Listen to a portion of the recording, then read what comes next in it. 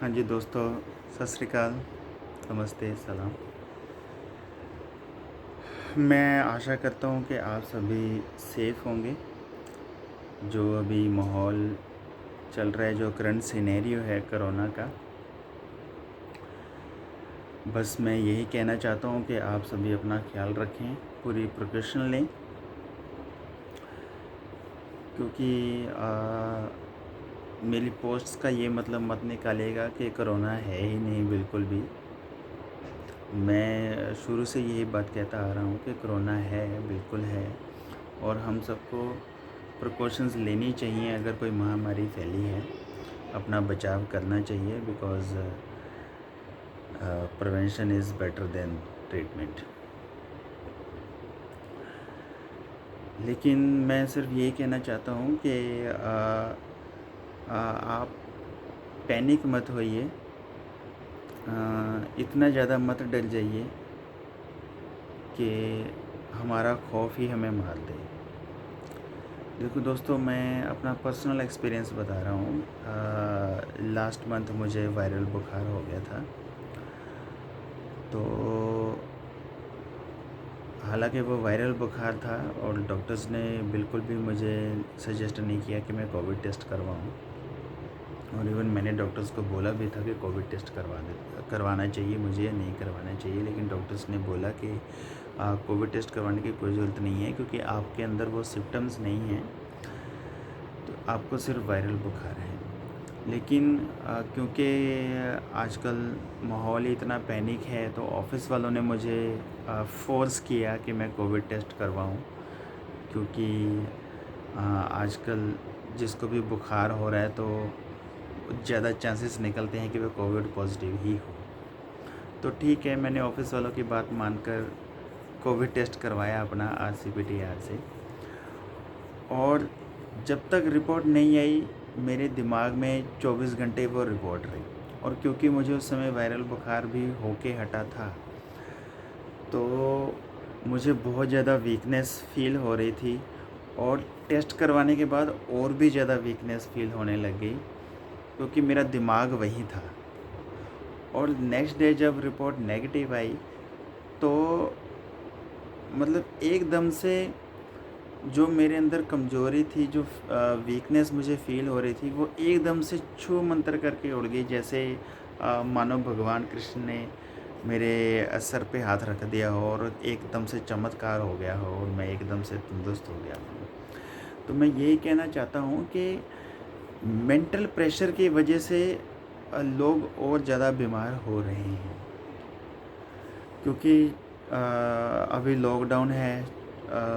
हम तो खैर चलो ऑफ़िस जा रहे हैं पास लेके, लेकिन जो लोग ऑफ़िस नहीं जा रहे हैं, 24 घंटे घर पे रहते हैं, या जो वर्क फ्रॉम होम कर रहे हैं, वो 24 घंटे न्यूज़ चैनल देखते हैं। न्यूज़ चैनल में कोरोना के सिवा और कुछ दिखाई नहीं रहे, तो उससे एक पैनिक का माहौल क्रिएट हो जाता है, एक खौफ उनके अंदर बैठ जाता है, और वो मेंटल प्रेशर की वजह से फ़ील होने लगता है कि हाँ यार, हमें भी कुछ हो रहा है, हमारे अंदर सिम्पटम्स आ रहे हैं कोरोना के।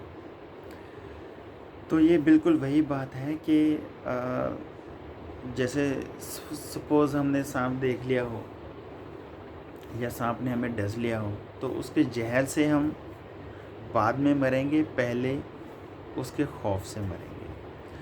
तो अगर पॉज़िटिव हो भी जाता है तो पैनिक बिल्कुल मत होइए, बिल्कुल भी मत डरिए। एक बात मैं और कहना चाहता हूँ कि अगर अनफॉर्चुनेटली आप कोरोना पॉज़िटिव हो जाते हैं, तो खुल के बताइए लोगों को, क्योंकि एक मेरे ही होम टाउन की घटना है। मेरे एक फ्रेंड हैं, उन्होंने मुझे बताया कि कुछ लोग ऐसे हैं कि उनको कोरोना पॉज़िटिव हो रहा है, लेकिन वो डर के मारे बता नहीं रहे हैं, लोगों से मिल भी रहे हैं, जिसकी वजह से क्या हो रहा है कि वो आगे स्प्रेड कर रहे हैं।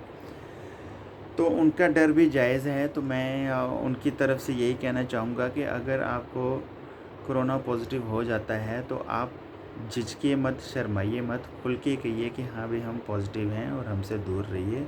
आप खुद ही अपने आप आइसोलेट हो जाइए। अपने अंदर डर बिल्कुल नहीं रखना है अगर आप पॉज़िटिव हो जाएं, लेकिन लोगों को अपने से दूर रखना है, ताकि दूसरे लोग आपसे पैनिक ना हो। और तीसरी बात मैं ये कहना चाहूँगा कि बिल्कुल मैं अभी भी यही मानता हूँ कि कोरोना इतना ख़तरनाक वायरस नहीं है जितना मीडिया ने इसको बना रखा है।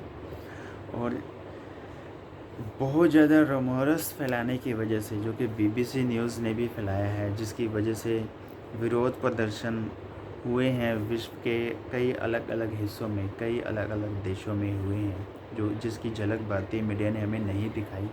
लेकिन वो लोग इतने जागरूक हैं कि हमें ज़रूरत से ज़्यादा मत डराइए। तो मैं भी यही कहना चाह रहा हूँ, ना तो ज़रूरत से ज़्यादा आप किसी को डराइए और ना ही खुद डरिए।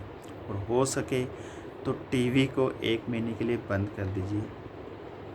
बस यही मैं कहना चाह रहा था। यही मेरा आज मोटिव है आज बोलने का, ठीक है ना। बाकी अपने नेक्स्ट वीडियो में मैं अपने जो मेरा टॉपिक है WTO का, उसको मैं आगे जारी रखूँगा। अभी मैं थोड़ा सा विस्तार के साथ बोलना चाहता हूँ WTO के बारे में, कि अभी तक मैंने WTO के सिर्फ 2 ही चैप्टर पढ़े हैं। एक एग्रीमेंट ऑन एग्रीकल्चर और दूसरा एग्रीमेंट ऑन सर्विसेज। और मैं चाहूँगा कि आप खुद एक बार इन चैप्टर्स को पढ़ें। और अभी मैंने और इसके 26 चैप्टर और हैं जो मैंने पढ़ने हैं। तो ये 2 चैप्टर पढ़ के ही मेरे होश उड़ गए। तब से मैं पुकार रहा हूँ कि WTO छोड़ो, WTO छोड़ो। छोड़ना चाहिए भारत को, हालांकि ये बहुराष्ट्रीय संधियाँ कभी रद्द नहीं होती हैं। लेकिन इतना गंभीर विषय है और मैं हैरान हूँ कि हमारे मीडिया पे इसके लिए कोई चर्चा ही नहीं, बिल्कुल भी चर्चा नहीं। हमारे राष्ट्रीय चैनल्स पे कोई चर्चा नहीं, हमारे न्यूज़पेपर्स में कोई चर्चा नहीं, जो कि इतना गंभीर विषय है WTO। और इसके क्या नुकसान हैं, हमें क्या फ़ायदे हैं। मैं खुद चाहता हूँ कि आप लोग खुद एक बार, किसी को PDF चाहिए गैट के जनरल टेक्स्ट का ड्राफ्ट का, तो वो मैं आपको दे सकता हूँ। किसी को चैप्टर्स की अलग अलग PDF चाहिए तो वो भी मैं आपको डाउनलोड करके दे सकता हूँ। अभी मेरे पास सिर्फ 2 चैप्टर्स की है, क्योंकि मैंने 2 ही चैप्टर्स पे कॉन्सेंट्रेट किया अभी। बाकी के 26 चैप्टर्स और हैं, जैसे कि एग्रीमेंट ऑन टेक्सटाइल्स है, ट्रिप्स है, और फ्रूट्स को लेकर, सब्जियों को लेकर कुछ एग्रीमेंट्स हैं। तो वो अभी मैंने पढ़ने हैं, उसके बारे में मैं अभी इतना खुल के बात नहीं कर सकता। लेकिन जो 2 चैप्टर मैंने अभी पढ़े हैं ये बहुत ही गंभीर हैं। और मैं डैम श्योर हूँ कि ये बिल्कुल हमारे संविधान में एक दखल-अंदाज़ी है WTO की। और एक बात मैं और कहना चाहता हूँ कि जो विकसित देश हैं जैसे अमेरिका और यूरोपियन कंट्रीज़ हैं, उनके ऊपर WTO कभी हावी नहीं हो सकता।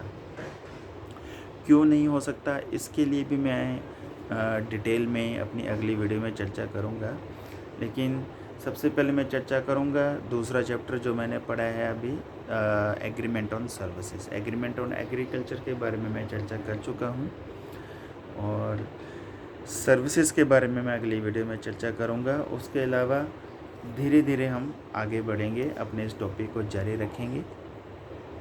तब तक के लिए आप सब लोग सेफ़ रहिए और प्रिकॉशंस का पूरी प्रिकॉशंस रखिए, पालन कीजिए पूरा। और होम्योपैथिक ज़रूर अपनाइए, घरेलू नुस्खे ज़रूर अपनाइए।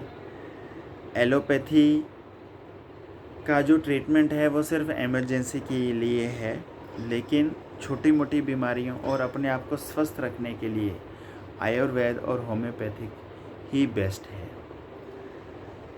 ओके दोस्तों जी, मिलते हैं नेक्स्ट वीडियो में। आज के लिए सिर्फ इतना ही। ओके, सत श्री अकाल, नमस्ते, सलाम।